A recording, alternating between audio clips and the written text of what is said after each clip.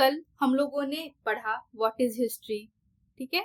History, father of history किसे बोला जाता है, हिस्ट्री में हम लोग किन चीजों के बारे में पढ़ते हैं, थोड़ा सा हम लोगों ने चैप्टर 1 को डिस्कस भी किया था। फॉर एग्जाम्पल हम लोगों ने रशीदा के बारे में पढ़ा कि वो न्यूज़पेपर पढ़ रही थी, न्यूज़पेपर में लिखा हुआ था 100 ईयर्स अगो। तो वो वॉन्डर करने लगी कि क्या किसे ऐसा, मतलब किससे पता होगा कि 100 साल पहले आखिर क्या हुआ होगा, ठीक है। फिर हम लोगों ने देखा फाइंडिंग आउट व्हाट हैपेंड, ठीक है। जैसे yesterday you could listen to a radio, watch television, read a newspaper. Last year, ask somebody who remembers, but what about long years ago? Let us see how it can be done. Yesterday मतलब कल, कल क्या हुआ था हम लोग radio के through जान सकते हैं, टेलीविजन के थ्रू जान सकते हैं, न्यूज़पेपर को पढ़ सकते हैं। लास्ट ईयर क्या हुआ था हम लोग किसी से पूछ सकते हैं, लेकिन बहुत बहुत बहुत साल पहले क्या हुआ था ये हम लोगों को बहुत सारे सोर्सेस के थ्रू पता चलेगा। तो आज हम लोग उन्हीं सोर्सेस के बारे में पढ़ेंगे। तो फ्रेंड्स, मैंने कल एक चीज नहीं बताई थी आपको, हिस्ट्री को मेनली हम लोग 3 पार्ट्स में डिवाइड करते हैं, ठीक है। और उस 3 पार्ट्स का नाम है एंशिएंट, मिडिवल और मॉडर्न, ठीक है। तो क्लास 6 में मेनली हम लोग एंशिएंट हिस्ट्री के बारे में डिस्कस करेंगे। ये जो हम लोगों ने 12 चैप्टर्स देखे हैं, ये 12 चैप्टर्स जो है ये डिवोटेड है एंशिएंट हिस्ट्री के लिए। फिर जब हम लोग क्लास 7 की हिस्ट्री को पढ़ेंगे तो उसमें जितने भी चैप्टर्स होंगे वो डिवोटेड होंगे मिडाइवल हिस्ट्री के लिए, ठीक है। फिर हम लोग क्लास 8 की बुक को पढ़ेंगे, वो सारे चैप्टर्स डिवोटेड होंगे मॉडर्न हिस्ट्री के लिए। तो 1 बाय 1, ब्रिक बाय ब्रिक हम लोग सारे फैक्ट्स को जानेंगे और कॉन्सेप्चुअल हम लोग अपनी पढ़ाई को कंटिन्यू करेंगे। तो let's start. See what can we know about the past. बहुत सारी चीजें हैं पता करने के लिए, जैसे पहले लोग क्या खाते थे, किस तरह के कपड़े पहनते थे, किस तरह के घरों में रहते थे, ठीक है। क्या एक हंटर और फार्मर की लाइफ एक जैसी थी, रूलर और मर्चेंट की लाइफ एक जैसी थी, प्रिस्ट या क्राफ्ट पर्सन की लाइफ एक जैसी थी, जो लोग आर्टिस्ट होते थे, म्यूजिशियन होते थे या साइंटिस्ट होते थे, उन लोगों की लाइफ कैसी थी बच्चे किन तरह के खेलों को खेलते थे, किस तरह के स्टोरीज को सुनते थे, ठीक है, और कैसे गाने वो लोग गाते थे। बहुत कुछ है पता करने के लिए। तो आइए अब हम लोग पता करते हैं। कल मैंने थोड़ा सा मैप को डिस्कस किया था। देखिए, मैपिंग के थ्रू हम लोग बहुत सारी चीजों को जानेंगे, ठीक है। मैंने बताया था नर्मदा रिवर के बारे में, फिर इंदस की ट्यूबेटरीज के बारे में, ठीक है। ये सब मैंने कल डिस्कस किया था। यहाँ पे इंदस रिवर आप लोग देख सकते हैं, इंदस की ट्यूबेटरीज झेलम, चेनाब, रावी, ब्यास, सतलज। ट्यूबेटरीज हम लोग किसको बोलते हैं, छोटे छोटे रिवर होते हैं ट्यूबेटरीज, जो एक टाइम के बाद लार्ज रिवर में आके फ्लो हो जाते हैं। फिर हम लोगों ने किरतार और सुलेमान हिल्स के बारे में पढ़ा था, ठीक है। ईस्टर्न घाट्स के बारे में पढ़ा था, वेस्टर्न घाट्स के बारे में पढ़ा था, हिमालयास के बारे में देखा था, गारो हिल्स के बारे में पढ़ा था। फिर यहाँ पे रिवर गंगा देख सकते हैं हम लोग, नर्मदा रिवर देख सकते हैं, फिर ऊपर में विंध्यास देख सकते हैं। तो किसी भी चैप्टर को पढ़ने के लिए मैपिंग जो है वो एक अहम भूमिका निभाता है। अगर हमें मैप हमारे दिमाग में याद है तो हम लोग बहुत सारी चीजों के बारे में पता कर सकते हैं। तो देखिए, यहाँ पे हम लोग सबसे पहले नर्मदा रिवर के बारे में देखेंगे। नर्मदा रिवर के तट पे बहुत हजार साल पहले, 1000 years ago, ठीक है, लोगों ने रहना स्टार्ट किया था। Some of the earliest people who lived here were skilled gatherer. Skilled gatherer हम लोग किसे बोलते हैं, ऐसे लोग जिनको पता होता है कि किस तरह के फ्रूट्स को खाना चाहिए, किस तरह के रूट्स को खाना चाहिए, कौन सी रूट पॉइजनस होती है या कौन सी रूट जो है एडिबल होती है, ठीक है। उन्हीं को हम लोग स्किल्ड गैदरर्स बोलते हैं। उन्हें पता होता है किस क्षेत्र में क्या मिल सकता है, ठीक है। और ध्यान से देखिए, यहाँ पे लिखा हुआ है Some of the earliest people who lived here were skilled gatherers. The people who gathered their food, they knew about the vast wealth in the surrounding. ठीक है, उन्हें पता होता था कि किन एनिमल्स को हंट करना है, किस तरह के फूड को खाना है, ठीक है। यहाँ पे ये नहीं लिखा हुआ है कि उन लोगों ने एग्रीकल्चर वर्क स्टार्ट कर दिया था। अभी जो है खेती स्टार्ट नहीं हुई थी, अभी वो लोग फूड को कलेक्ट करके खाते थे। और इसका एविडेंस हम लोगों को कहाँ मिलता है? तो नर्मदा रिवर के तट पे मिलता है। ठीक है, ये पहला पॉइंट है हम लोगों का, यह पहला एरिया है जिसके बारे में हम लोगों ने जाना। तो आइए एक बार मैप में भी हम लोग देख लेते हैं। यहाँ पे जैसा कि हम लोग देख सकते हैं, ये कौन सी रिवर है? नर्मदा रिवर है। तो नर्मदा रिवर के बारे में क्या दिया हुआ था कि पीपल जो है वो नर्मदा रिवर के तट पे बहुत हजार साल पहले रहते थे और वो स्किल्ड गैदरर्स थे, मतलब वो अपने फूड को गैदर करते थे। उन्हें पता था कि आसपास कौन से फूड को लेना है, कौन से फूड को नहीं लेना है, कौन सा फूड पॉइजनस है, कौन सा फूड एडिबल है। ठीक है, तो यहाँ पे ये क्या है? नर्मदा रिवर है। तो आइए अब हम लोग सेकेंड प्लेस के बारे में देखते हैं। Now find the Sulaiman and Kirthar hills in the north west. कल मैंने आप लोगों को बताया था डायरेक्शंस के बारे में। ठीक है, तो देखिए ये कौन सा डायरेक्शन है? नॉर्थ, साउथ, ये क्या है? ईस्ट, एंड ये क्या है? वेस्ट। तो सुलेमान और किरतार हिल जो है वो कहाँ पे लोकेटेड है? सुलेमान और किरतार हिल जो है वो नॉर्थ वेस्ट में लोकेटेड है। हम लोग यहाँ पे देख सकते हैं सुलेमान एंड किरतार हिल्स। ठीक है, now find the Sulaiman and Kirthar hills to the north west. Some of the areas where women and man began to grow crops such as wheat and barley about 8,000 years ago. सबसे पहले लोगों ने crops को कहाँ पे उगाना स्टार्ट किया? तो सुलेमान एंड किरतार हिल्स में किया, जो कहाँ पे लोकेटेड है? नॉर्थ वेस्ट में लोकेटेड है। कितने साल पहले किया? 8,000 years ago। और वो क्रॉप्स के क्या नाम थे? तो व्हीट एंड बार्ली। हम लोग यहाँ पे शॉर्ट नोट्स की तरह, बुक में बहुत सारा स्पेस होता है, तो आप लोग यहाँ पे जैसे सुलेमान एंड किरतार, ठीक है, यहाँ पे आप लोग एक शॉर्ट नोट साइड में बना सकते हो अपने ही बुक के। ठीक है, जैसे यहाँ पे सबसे पहले कौन सा क्रॉप उगाया गया, कितने साल पहले उगाया गया, कौन कौन से एनिमल्स को रियरिंग करना स्टार्ट किया गया। ठीक है, देखिए जैसे people also begin rearing animal, जैसे कि शिप हो गया, गॉट हो गया एंड कैटल। और वो लोग कहाँ रहते थे? तो विलेज में रहते थे। हम लोग अपने ही बुक में साइड में एक शॉर्ट नोट्स बना सकते हैं। चलिए अब हम लोग और प्लेसेस के बारे में देखते हैं। अब देखिए यहाँ पे गारो हिल्स के बारे में, और गारो हिल्स जो है वो कहाँ पे लोकेटेड है? नॉर्थ ईस्ट में। ये रहा हमारा गारो हिल्स। ठीक है, there are some of the other areas where agriculture developed. The place where rice was first grown are to the north of the Vindhyas. सबसे पहले हम लोग विंध्यास देखेंगे। विंध्यास कहाँ पे है? ये रहा हमारा विंध्यास। विंध्यास के नॉर्थ में सबसे पहले क्या स्टार्ट हुआ? तो the place where rice was first grown, सबसे पहले चावल को कहाँ उगाया गया? तो विंध्यास में उगाया गया। और अब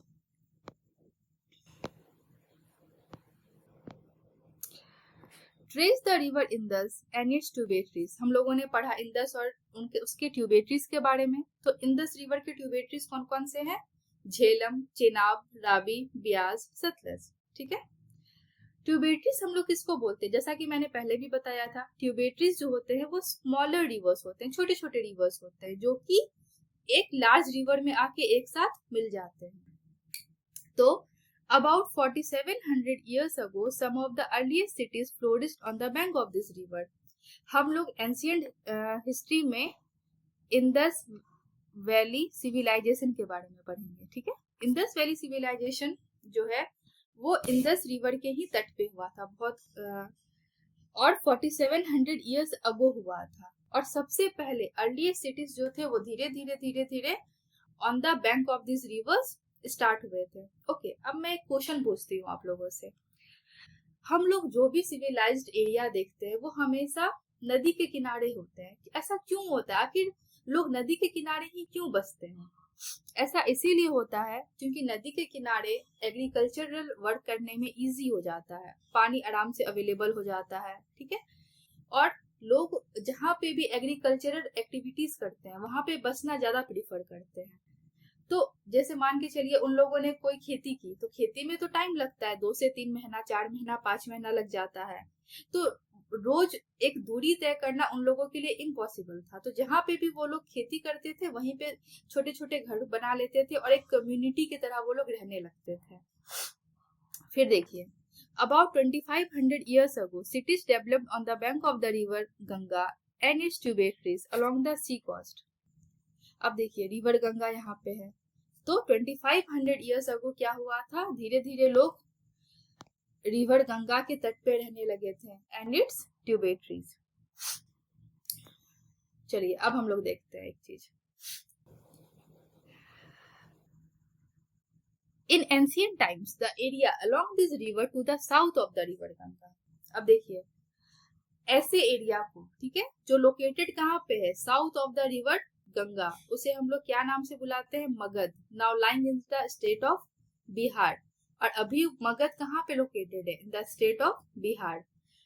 Its rulers were very powerful and set up a large kingdoms. Kingdoms were set up in the other parts of the country as well. धीरे धीरे छोटे छोटे किंगडम्स स्टैब्लिश होने लग गए थे।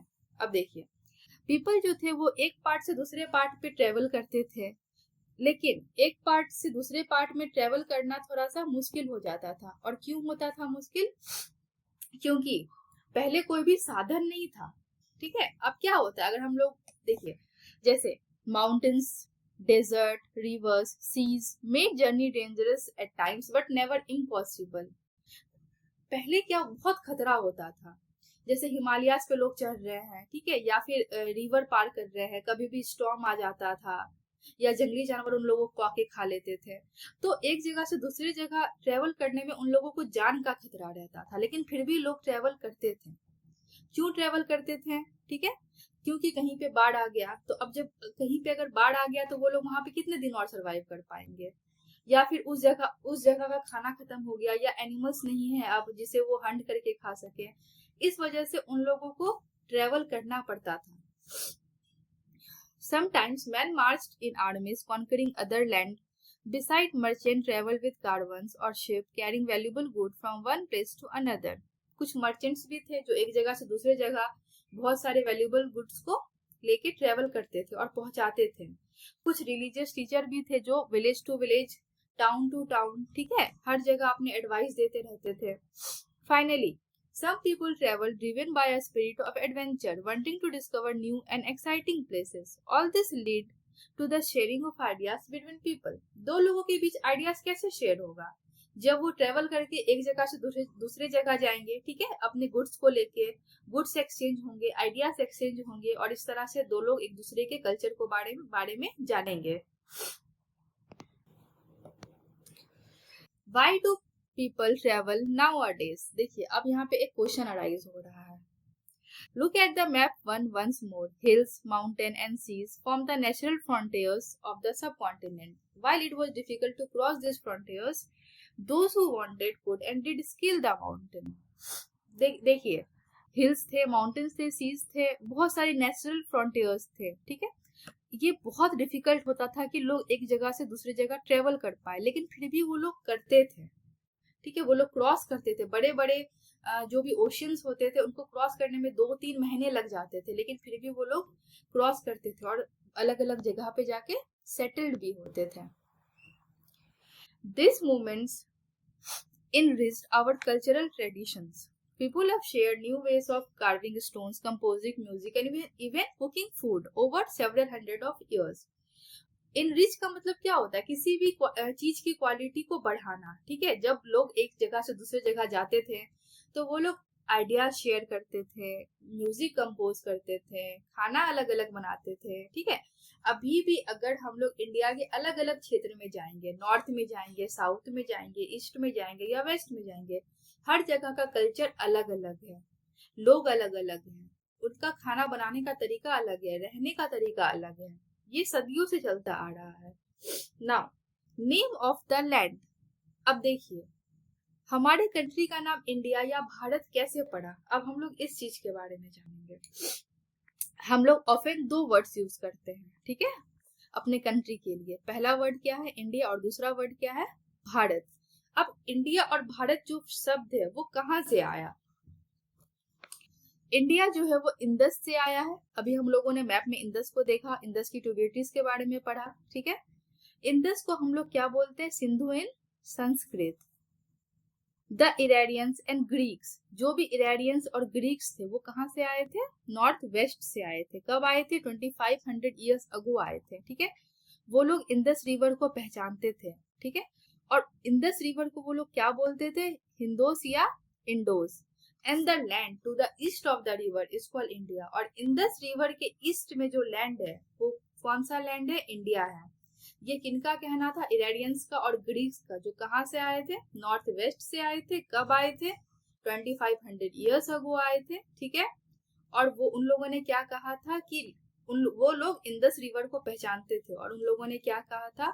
The land which is east of the river Indus is known as India, ठीक है। The land to the east of the river is called India. अब देखते हैं भारत कहाँ से आया। The name Bharata was used for a group of people who lived in the northwest. अब भारता किन लोगों ने यूज किया था? जो लोग नॉर्थ वेस्ट में रहते थे, ठीक है। Who are mentioned in the Rigved, the earliest composition in Sanskrit. Rigveda क्या है? One of the earliest compositions है, जो कब कंपोज हुआ था? 3500 years ago हुआ था, ठीक है। और कुछ सालों के बाद हम लोग अपने कंट्री को भी भारत बुलाने लगे। तो पहला सोर्स क्या था? इंदस रिवर, और दूसरा सोर्स क्या था? ऋग्वेद, ठीक है। Now finding out about our past. There are several ways of finding out about our past. बहुत सारे तरीके हैं पास्ट के बारे में जानने के लिए, ठीक है। बहुत सारे बुक्स है, ठीक है, बहुत साल पहले लिखे गए हैं, बहुत सारे मैन्यूस्क्रिप्ट्स है। अब देखिए मैन्यूस्क्रिप्ट का मतलब क्या होता है? मैन्यू का मतलब होता है रिटन बाय हैंड। मैन्यू जो है वो एक लैटिन वर्ड है। देखिए मैन्यूस्क्रिप्ट, मैन्यूस्क्रिप्ट को हम लोग मैन्यूस्क्रिप्ट इसीलिए बोलते हैं क्योंकि यूजुअली वो हैंड से रिटन डाउन थे, ठीक है। मैन्यू जो है वो एक लैटिन वर्ड है जिसका मतलब होता है हैंड। और यूजुअली ये किस पे लिखा रहता था? पाल्म लीफ पे लिखा रहता था, या फिर specially prepared bark of a tree known as birch, या खाल में लिखा हुआ, छाल जो होता है ना पेड़ का, उसमें लिखा हुआ होता था। और यूजुअली ये छाल कहाँ पे पाया जाता था? तो हिमालयास में पाया जाता था। अब क्या हुआ? मैन्यूस्क्रिप्ट को बहुत वो, क्योंकि वो पत्ता में या छाल में लिखा रहता था, तो पत्ता या छाल पे तो कीड़े पड़ जाते हैं। तो धीरे धीरे बहुत सारे मैन्यूस्क्रिप्ट जो थे वो कीड़ों की वजह से डिस्ट्रॉय हो गए थे।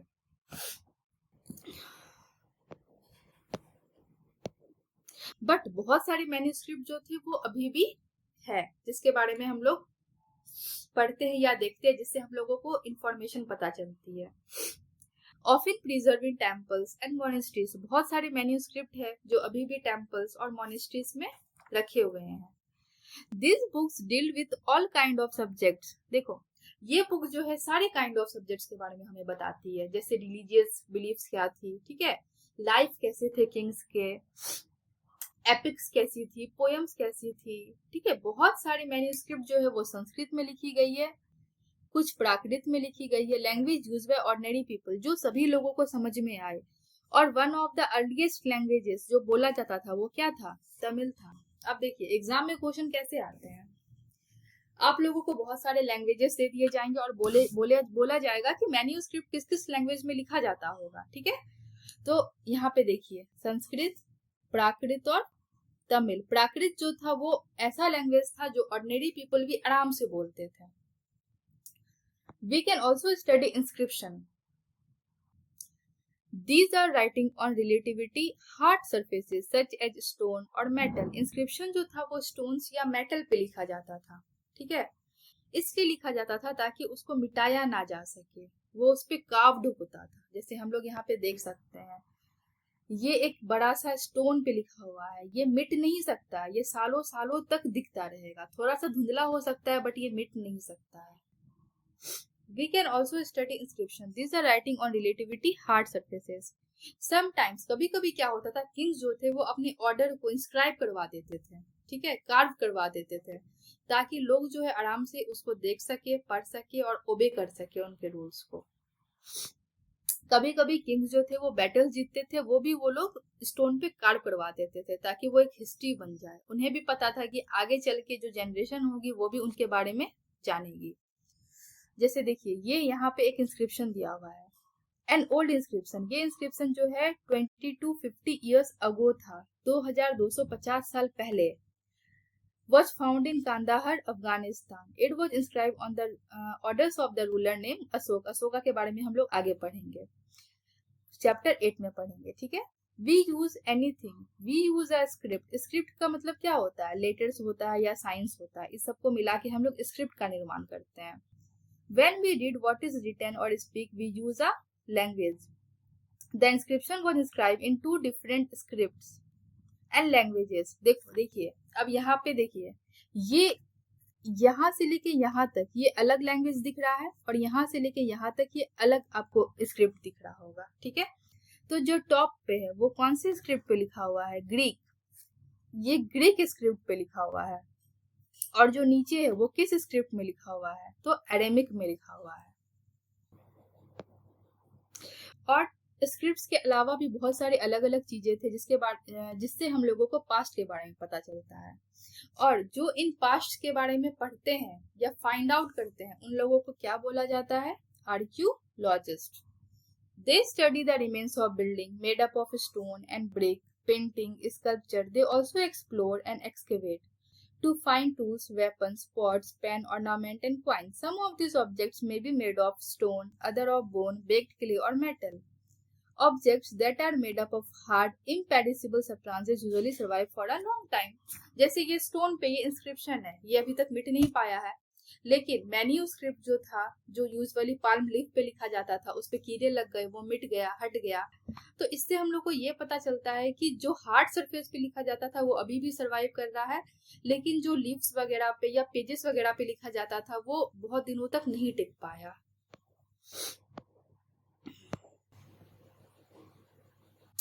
ओके फ्रेंड्स, तो आज हम लोग पेज नंबर 5 तक हम लोगों ने पढ़ा। अब कल हम लोग क्या क्या पढ़ेंगे? सबसे पहले हम लोग इन पिक्चर्स के बारे में पढ़ेंगे और देखेंगे ये कब बनाया गया था, ठीक है, ये बनाने में किन चीज़ों का यूज़ हुआ है। फिर हमारा एक पास्ट था या बहुत सारे पास्ट थे, हम लोग इन चीज़ों के बारे में पढ़ेंगे, ठीक है। डेट्स का मतलब क्या होता है, बीसी का मतलब क्या होता है, एडी का मतलब क्या होता है, हम लोग इसको कैसे कैलकुलेट कर सकते हैं, इन चीज़ों के बारे में पढ़ेंगे, ठीक है। और यहाँ पे ये एक एग्जाम्पल दिया हुआ है इंस्क्रिप्शन का, इसके बारे में हम लोग पढ़ेंगे। और मैंने एक छोटा सा नोट्स भी बनाया है, हम लोग उस नोट्स को भी डिस्कस करेंगे, और कल हमारा ये चैप्टर कंप्लीट हो जाएगा। तो जैसा कि मैंने कल आप लोगों को कहा था कि आप लोग एटलीस्ट ट्वाइस ये चैप्टर को पढ़ के आओगे कल, ठीक है। तो अगर आप लोगों ने कल नहीं पढ़ा था तो कोई बात नहीं है, आज मैंने मोस्टली समझा दिया है, तो आज आप लोग एक बार पढ़िए, और जो भी डाउट्स था आप लोग कमेंट कर सकते हैं, मैं सारे डाउट्स का आंसर जरूर दूंगी। ओके, तो